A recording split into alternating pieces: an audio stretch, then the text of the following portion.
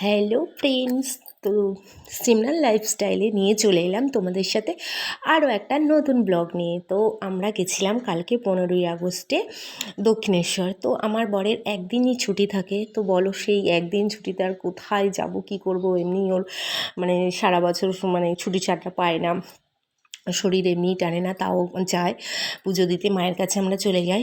তো এই যে পুজোটা তখন দেওয়া হয়ে গেছিলো, একটু ঘোরাঘুরি করছি। এখন তো দক্ষিণেশ্বরে যা বিচ্ছিরি করে দিয়েছে, মানে চারিদিকে বন্ধ করে দিয়েছে, যে একটু গঙ্গার ধারে গিয়ে বসবো তার কোনো উপায় নেই।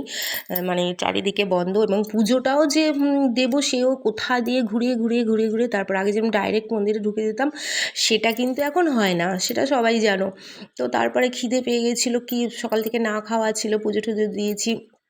এইবার আমরা চলে গেলাম ওই নিরামিষ খাওয়া, এমনি মন্দিরের সামনে সব হোটেলেই নিরামিষ, তো একটু আমরা খেতে চলে গেলাম, খিদাও পেয়েছিল। তো কী